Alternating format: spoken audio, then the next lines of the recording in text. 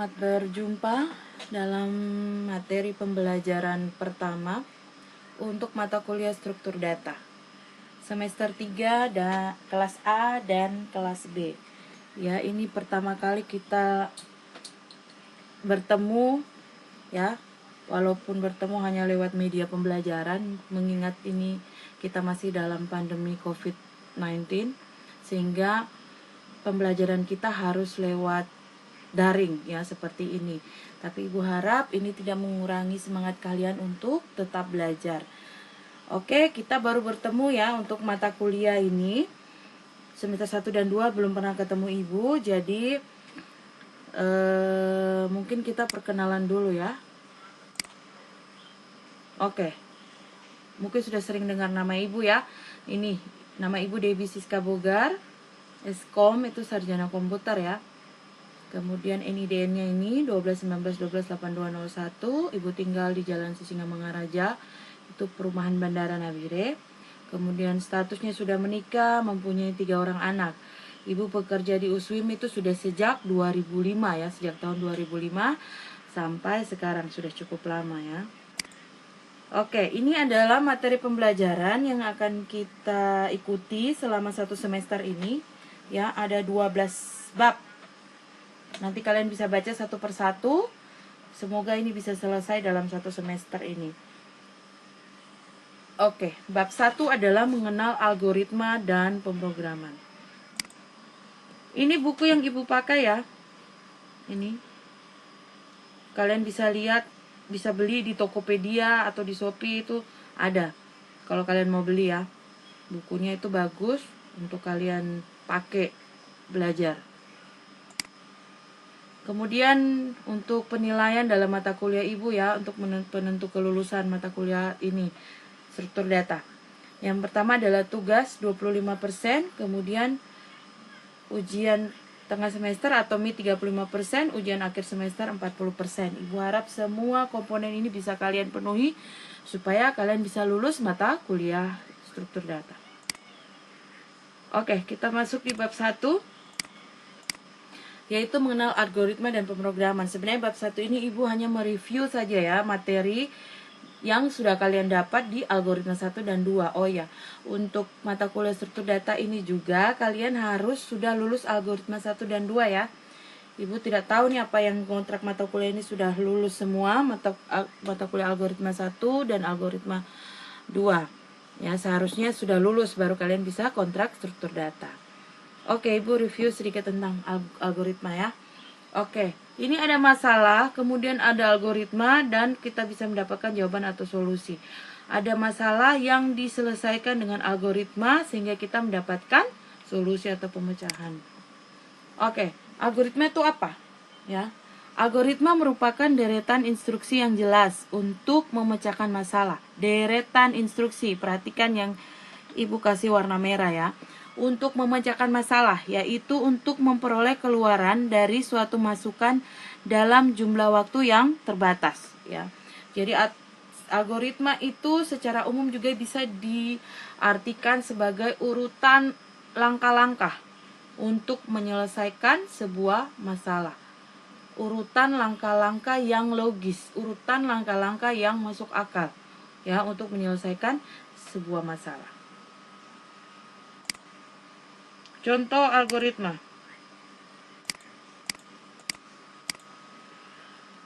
Ini algoritma sederhana ya, belum masuk ke dalam algoritma pemrogramannya. Algoritma update status di Facebook.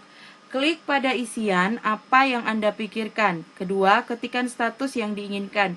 Ketiga, tambahkan pelengkap seperti foto, penanda lokasi, dan sebagainya. Keempat, baru klik kirim. Ini adalah urutan bagaimana kita mengupdate status di Facebook.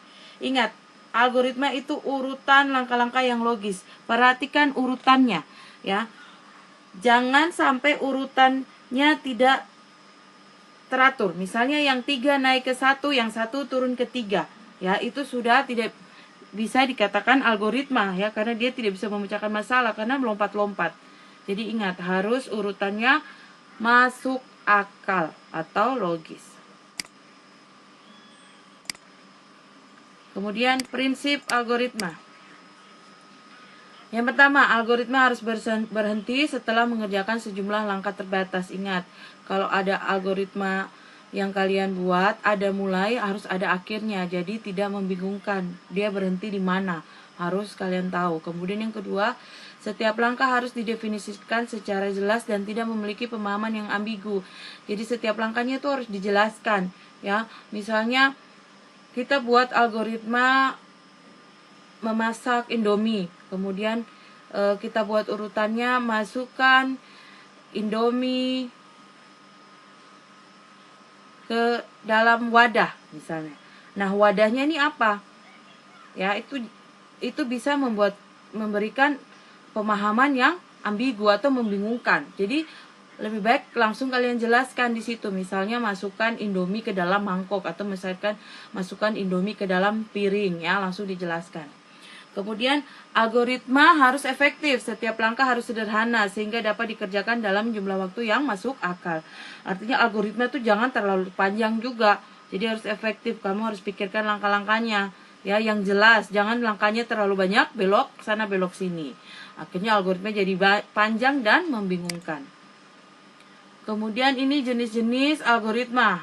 Yang pertama, algoritma sekuensial. Aturannya, tiap instruksi dikerjakan satu persatu. Tiap instruksi dilaksanakan tepat sekali, tidak ada proses yang diulang. Urutan instruksi yang dijalankan prosesor sama dengan urutan instruksi yang ditulis dalam algoritma. Ada algoritma berakhir pada instruksi terakhir. Ini contoh kasusnya, ya. Tulislah algoritma untuk membaca nama orang dari keyboard. Kemudian tampilkan tulisan halo yang diikuti oleh nama orang itu. Jadi kita disuruh membuat sebuah algoritma yang nanti akan menampilkan di layar kata halo, kemudian diikuti dengan nama orang yang kita input dari keyboard tadi. Algoritmanya seperti ini. Ini algoritmanya. Ini flowchart. Ibu harap kalian semua sudah bisa membuat flowchart. Karena kalian sudah lulus algoritma 1 dan algoritma 2. Itu adalah dasar, ya, untuk masuk di struktur data. Ibu harap kalian sudah bisa bikin flowchart dan algoritma. Oke, misalnya kita memberikan judul algoritmanya adalah program halo nama. Kemudian deklarasi, nama string. Nama ini adalah variabel, string ini adalah tipe data. Ibu harap kalian juga sudah mendapatkan materi tentang variabel dan tipe data di algoritma 1 dan 2. Nanti kita bisa interaksi di WA group, ya, karena bukan ibu yang pegang mata kuliah algoritma 1 2, jadi ibu kurang tahu apa kalian sudah dapat itu apa variabel, apa itu konstanta, apa itu tipe data, operator, ya. Nanti kita bisa interaksi di WA group. Kemudian algoritmanya adalah baca nama. Baca nama ini maksudnya adalah kita akan membaca nilai nama atau kita akan membaca nama yang diinput dari keyboard. Kemudian tampilkan halo, nama. Tampilkan kata halo, nama. Nama ini adalah nama yang nanti diinput di sini. Misalnya di sini kita namakan Budi, berarti nanti di sini adalah halo Budi, begitu. Ini flowchartnya. Ya, ibu harap simbol-simbol flowchart ini kalian sudah tahu fungsinya untuk apa, ya. Kalau belum tahu, nanti kalian lihat lagi materinya di algoritma 1 dan 2, atau kalau tidak kalian bisa Google, ya, fungsi-fungsi dari simbol-simbol flowchart ini, ya. Ini. Mulai, kemudian nama titik 2 string, kemudian masukkan nama, tampilkan halo plus nama, kemudian selesai. Ini flowchart dari sini, ya. Kamu buat ini, kemudian kamu bikin flowchartnya seperti ini. Kemudian algoritma percabangan. Aturannya, algoritma ini cara kerjanya melakukan pemilihan statement pada kondisi yang diberikan. Ada dua komponen utama dalam ekspresi percabangan, yaitu kondisi dan pernyataan. Kondisi adalah syarat dilakukan sebuah atau sekelompok pernyataan. Sedangkan pernyataan dalam konteks ini adalah perintah yang berkaitan dengan suatu kondisi. Contoh kasus. Buatlah algoritma yang membaca nominal belanja seorang pelanggan pada toko XYZ apabila berbelanja lebih dari 500.000, maka mendapatkan diskon 20%. Jika tidak, maka diskonnya hanya 10%.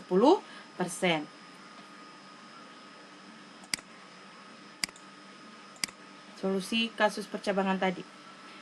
Program hitung diskon, judulnya, judul algoritmanya. Deklarasikan semua variabel yang mau dipakai, nominal dan diskon. Perhatikan untuk deklarasi ini ya. Ini sangat berperan penting dalam algoritma di sini. Kalau kamu deklarasikan di sini nominal, berarti dalam algoritma nanti harus ada nominal. Kalau kamu deklarasikan di sini diskon, berarti dalam algoritma nanti ada diskon.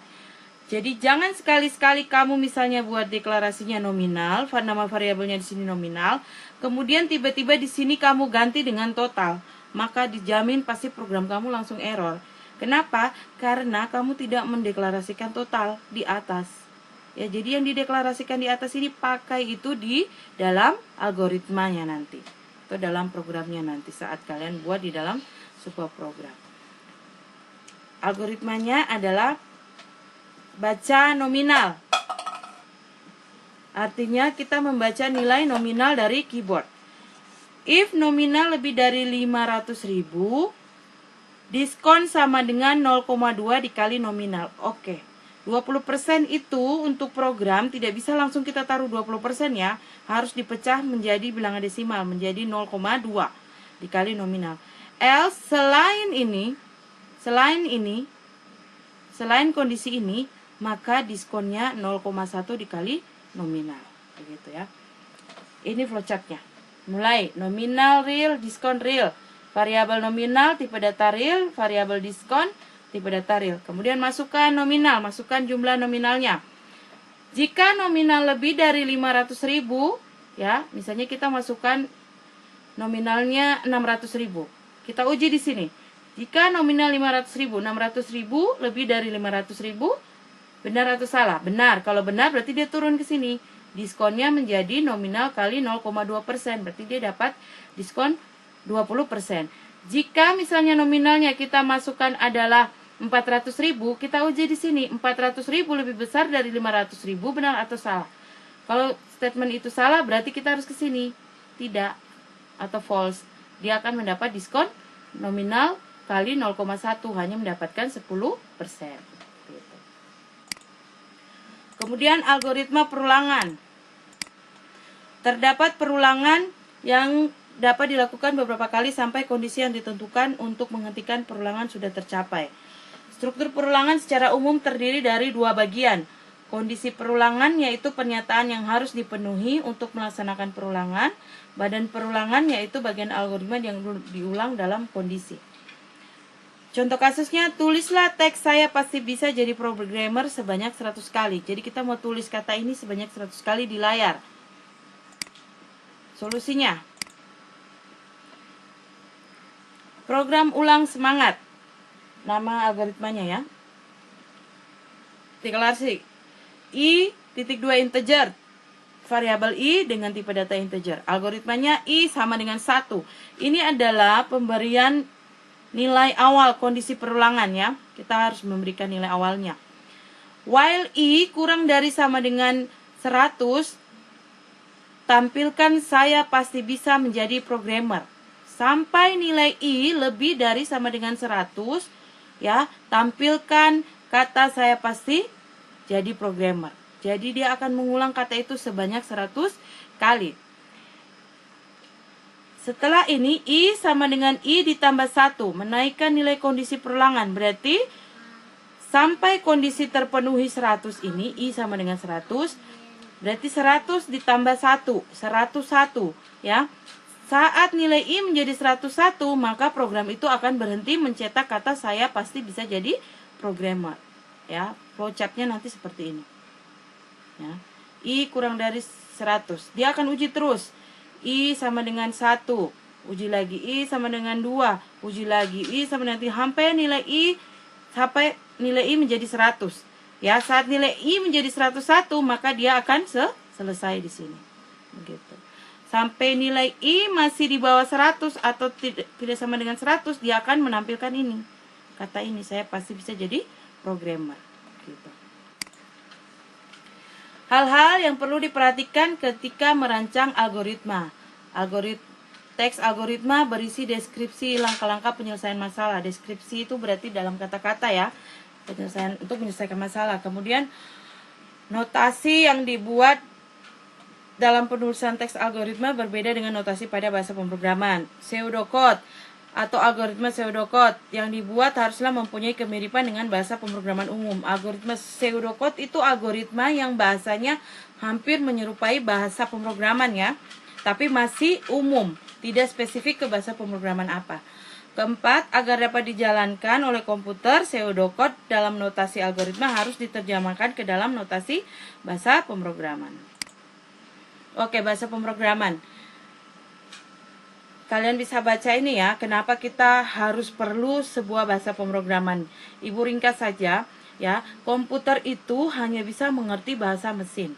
Sementara bahasa pemrograman yang kita buat itu menggunakan bahasa manusia, sehingga kita perlu menerjemahkan bahasa manusia itu tadi ke dalam bahasa mesin yang dimengerti oleh komputer, sehingga komputer bisa menjalankan apa yang kita mau.